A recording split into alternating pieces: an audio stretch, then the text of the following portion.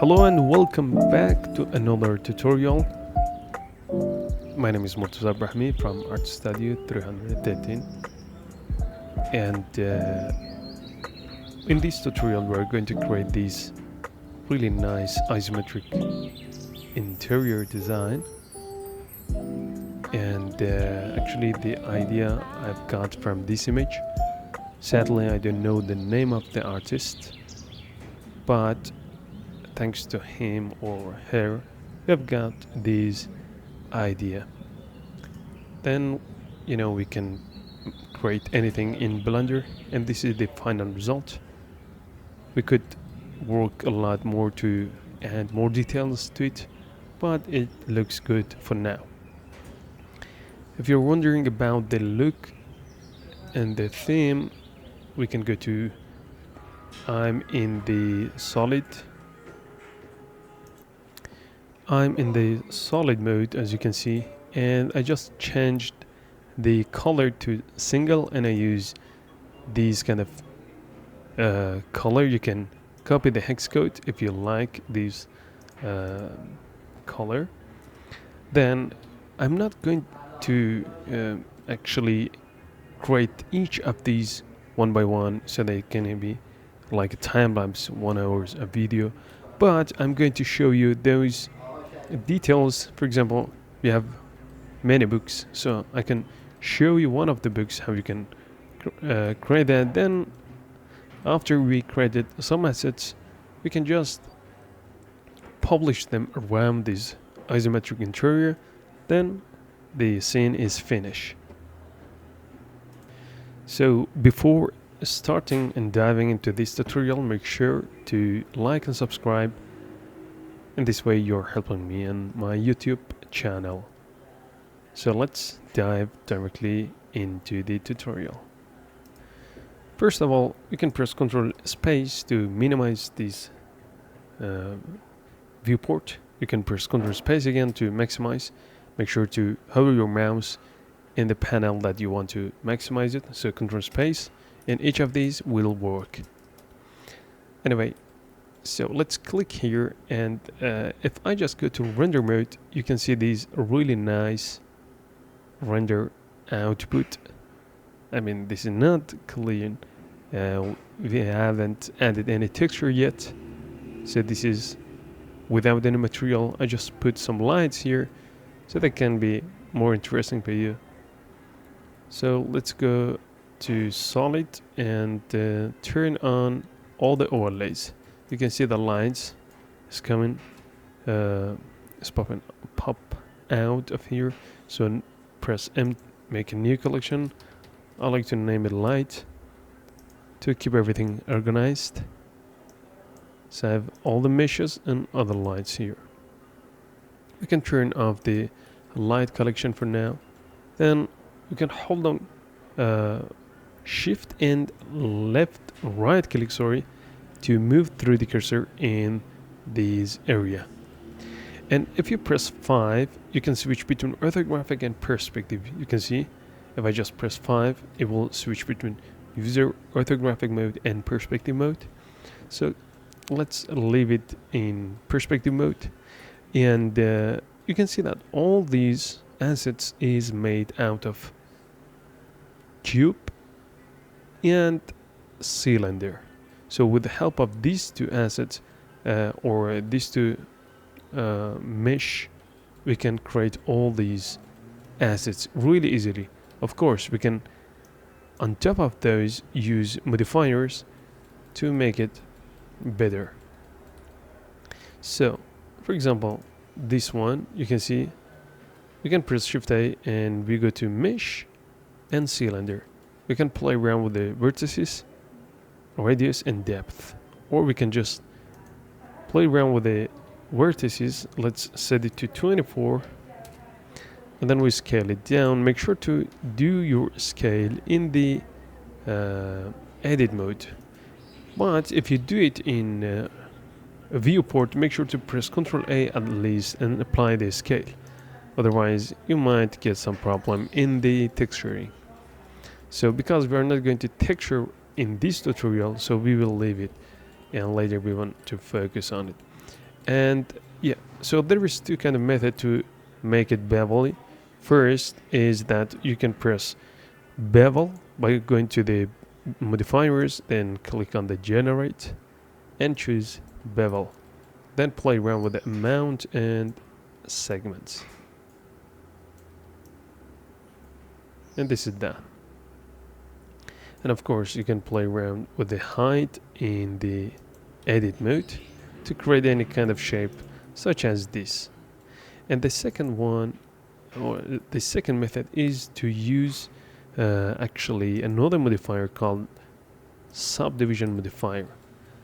When you use it, it actually adds a lot of geometry. Then in this situation we can select all these faces and press I to insert the face, and we're done. Then you can play around with the level of subdivision in the viewport. Make sure to apply whatever you put in the viewport, put it in the render mode, in the render as well, because the render is your final result. And then we only need to scale it up like so, and it is finished. So there is two kind of method. One is using bevel and the second one is using modifiers. I mean subdivision modifier. So that's it. And all of these, for example, here we, instead of a circle or a cylinder, we use cube. So we add a cube by pressing Shift A, and then here we only need right click and subdivide it. Then if I just press Ctrl and 2, it will assign the subdivision modifier for me with 2 level. If we press Ctrl and 3, you can see that it will add 3 level of subdivision. And then the same thing, you can go enter tab, press S and press Shift Z to scale it in Z axis in this way.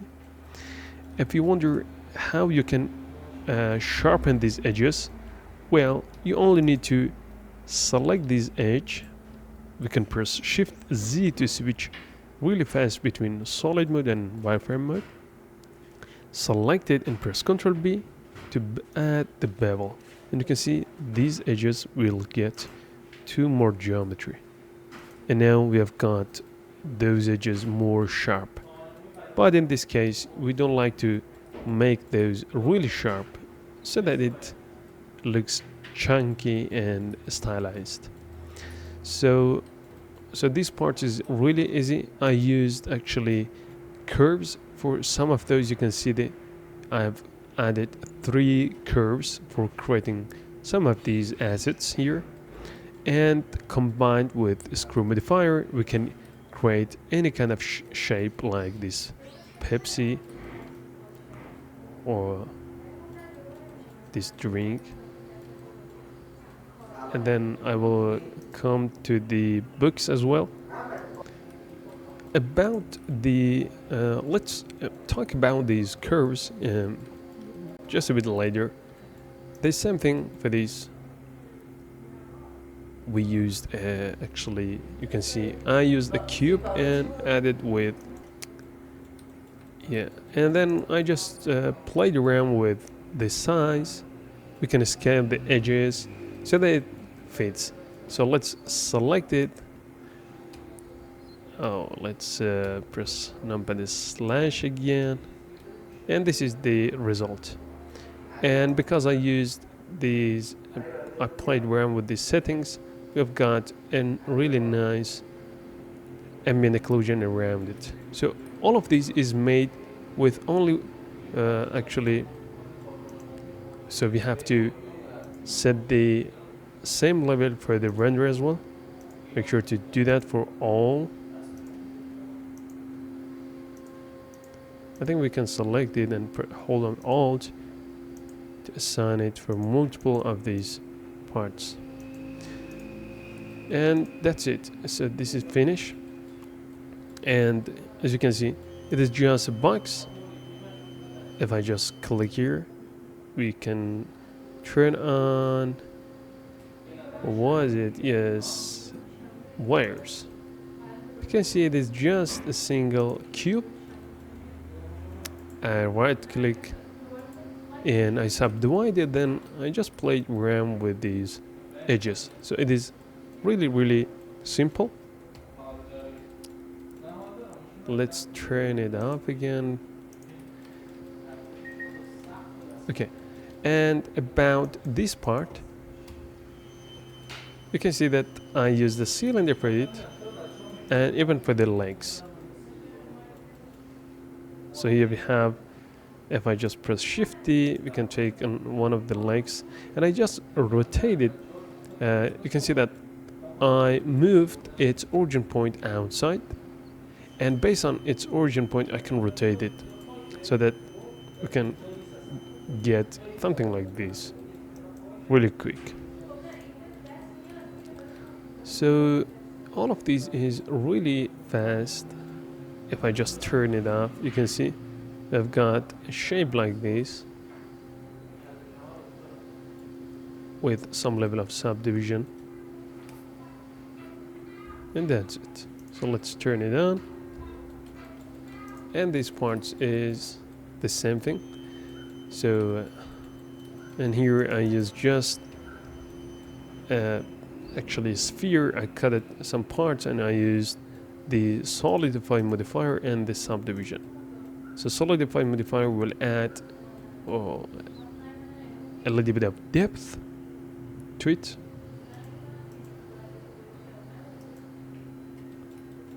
Oh, now it got even better. And the same thing, let's turn on for this one as well, because I like to add some render. And the books and the TV, and this part is our last object. So actually this part is the same thing. I used the same cube, and I added a loop cut by Ctrl R. Then I just beveled this part by Ctrl B. Then you can play around with this segment, how much of segment and width you want to add it. So let's set it to 0. And then as you can see, if I just press H, I added the same thing here. Let's go to the books.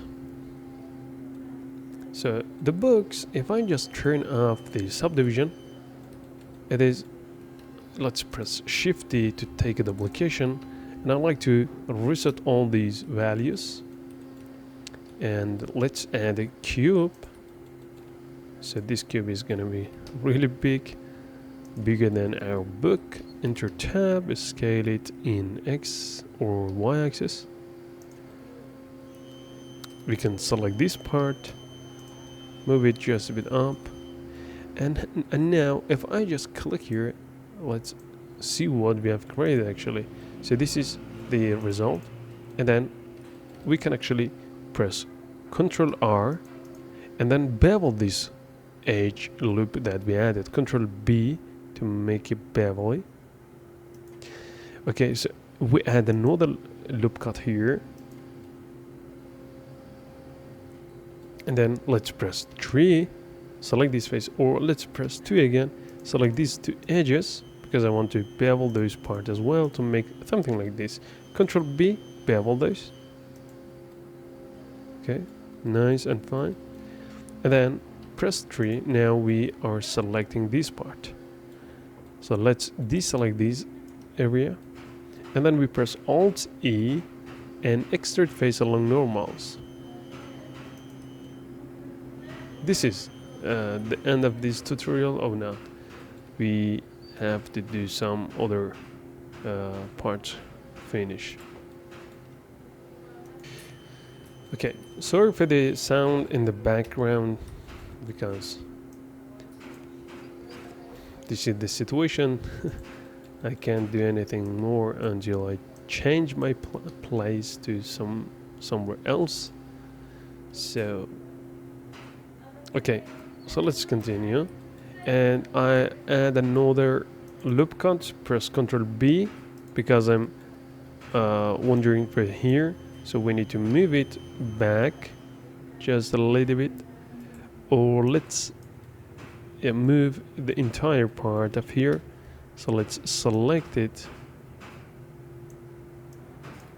move it back,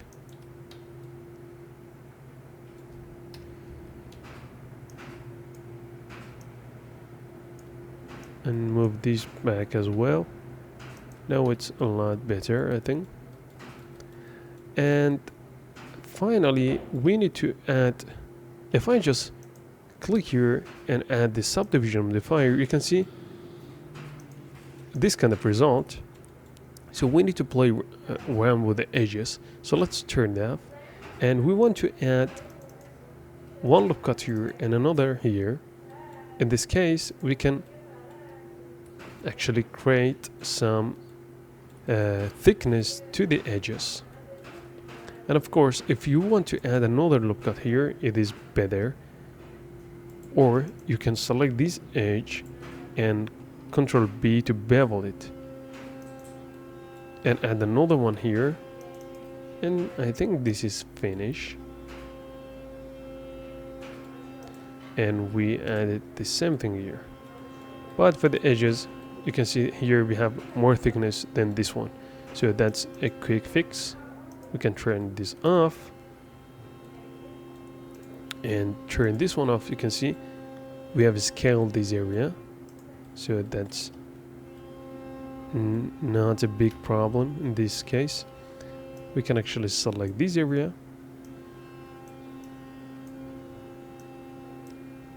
and these two, and we scale those in this direction. Let's set it to bounding box, and boom, it's finished. So that's about the book. We can add another loop cut in this case, so we can do a lot. So let's delete these two and let's turn this one off. And now let's take the TV, because this is the final showcase, if I say. So for the TV, I used the same cube that we have.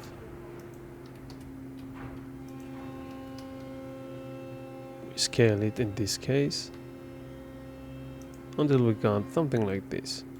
Then we press 2 for edge and I switch to wireframe mode. I grab this part, Ctrl B to bevel those. We play around with these segments and with the width. Okay, then we can play around with this part, move it down. Then we can grab the back face, Ctrl B to bevel it as well, and scale it down. So we're good until here. Then I to insert a face, then scale it down. Not if you use insert face too much, then you will get some problem. So let's leave it somewhere around here. Then look at from this part and move it in the y-axis.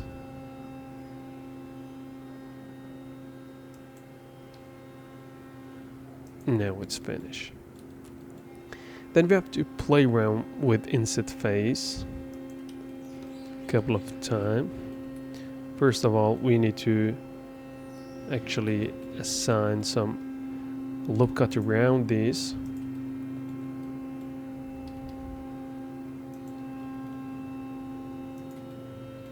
And then we can move it inside in x-axis like so.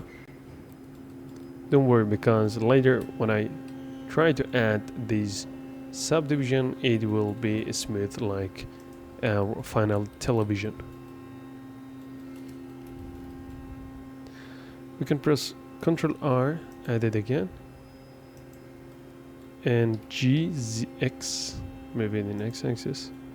Add another one here, G, X, and move it in this way. Ctrl 2 or 3. So let's turn it off. Okay, now it's finished almost. You're finished. Let's press 3 for face, and I insert the face.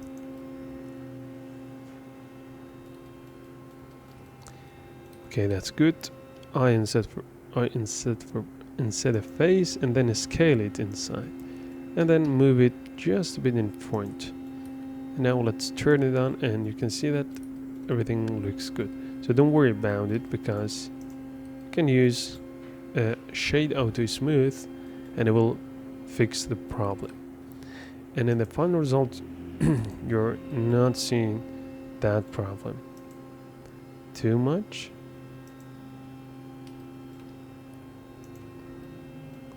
So we can play around with these parts until you move that part. Okay, another thing is that we can actually play around with this part to make it more like a cubic instead of television like this.